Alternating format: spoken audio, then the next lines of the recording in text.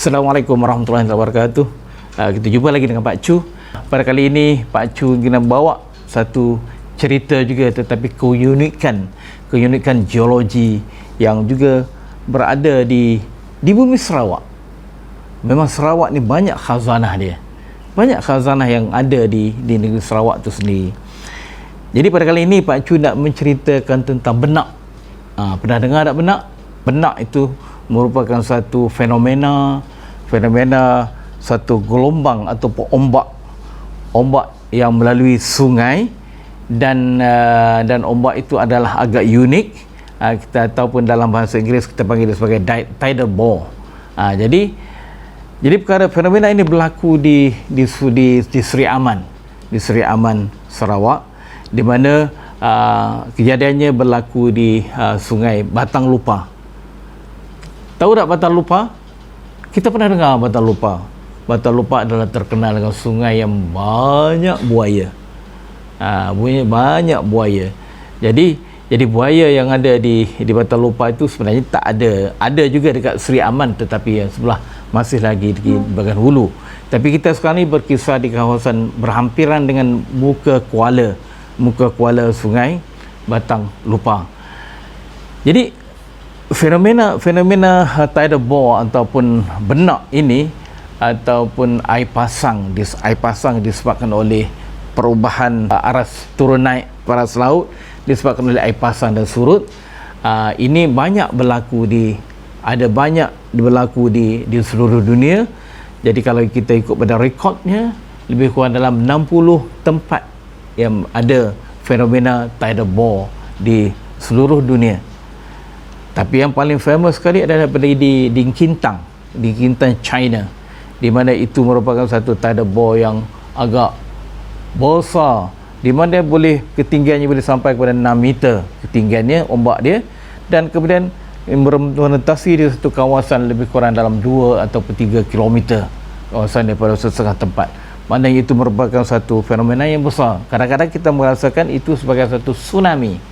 Bukan tsunami, tetapi itu adalah disebabkan oleh air pasang dan kemudian masuk ke muka kuala sungai, dan kemudian selepas itu maka akan berlakulah satu ombak yang besar di bahagian tepi sungai, tepi di bahagian tebing sungai. Kemudian bahagian tengahnya biasanya kelihatan tenang. Itulah yang berlaku di Batang Lupa atau di Seri Aman ini.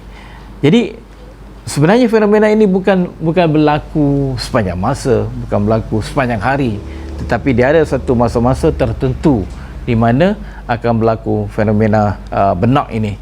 Jadi kalau sekiranya benak tu memang berlaku, maka akan dia adalah di Seri Aman tu kita panggil dia sebagai pesta benak, di mana ramailah pelancong-pelancong akan datang ke Seri Aman untuk menyaksikan benak tersebut. Di mana kalau kita duduk di kawasan untuk tengok benak tu sendiri di kawasan tepi atau tebing sungai ataupun kawasan platform yang disediakan, kita duduk di situ, kadang-kadang besarnya benak ini boleh membuatkan kita semua basah. Itulah fenomena yang unik berlaku. Kenapa terjadi macam itu?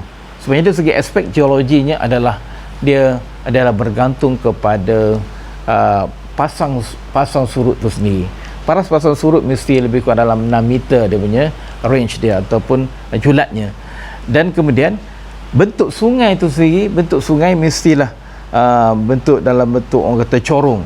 Bentuk corong macam itulah. Maknanya dia akan tepi itu dia landai corong sampai ke bahagian tengahnya adalah mesti dalam.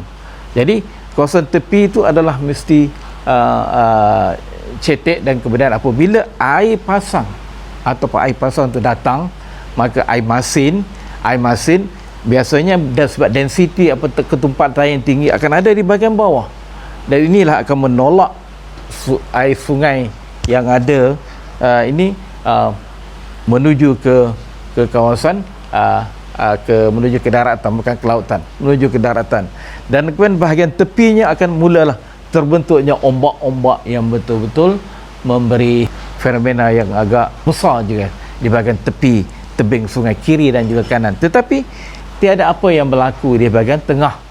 Ini yang keunikan yang kita nampak. Jadi apabila akan berlakunya benak ini, maka penduduk-penduduk kampung akan mula sebelum terjadi kejadian akan mula membawa bot atau perahu-perahu mereka yang ada diikatnya di bahagian tebing sungai, dibawanya ke tengah sungai. Dibawa ke tengah sungai, dan kemudian apabila dah habis fenomena berkenaan, apabila dah tidal bore tu dah surut, maka dia akan kembalilah kepada ke bahagian kembali ke tempat asal bot berkenaan. Jadi itulah fenomena betul-betul unik, yang betul-betul menarik, yang ada kaitan dengan geologi. Kalau sekiranya kita mempunyai sungai yang bentuknya adalah macam sebagai contohlah, sungai yang bentuk kemudian tengah-tengah ada benting pasir, ini tak akan jadi benak mesti akan terjadi apabila sungai berkenaan berbentuk funnel atau berbentuk macam corong, dan daripada situ fenomena berkenaan akan terbentuknya benak ataupun tidal bore. Jadi tidal bore ni memang kalau kita tengok seluruh dunia ada tempat-tempatnya, dan menjadi satu tarikan pelancongan dan untuk menyaksikan keunikan yang ada semasa proses air pasang yang menaik ke dalam sungai. Jadi itulah kita ini kita kena menyaksikan apa-apa yang wonders ataupun keunikan yang ada di atas muka bumi ini, dan daripada situlah maka kita boleh cuba memahami macam mana kejadian berkenaan berlaku. Tapi geologi kita dapat menceritakan tidal bore ataupun benak. Kalau fenomena benak ini adalah berkaitan dengan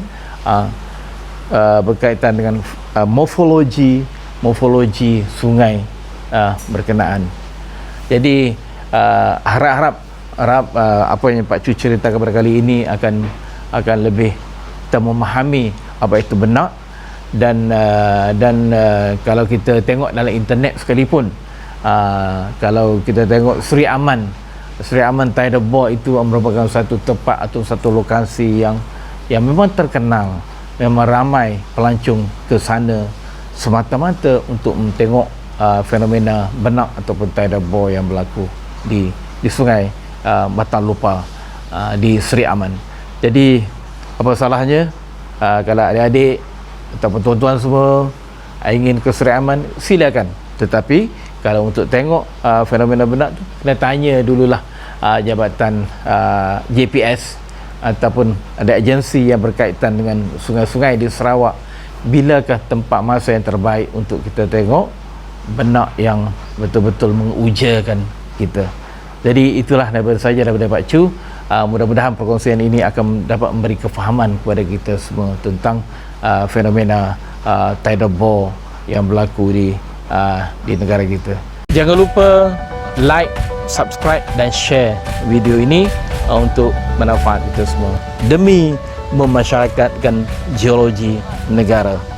Bye bye. Assalamualaikum.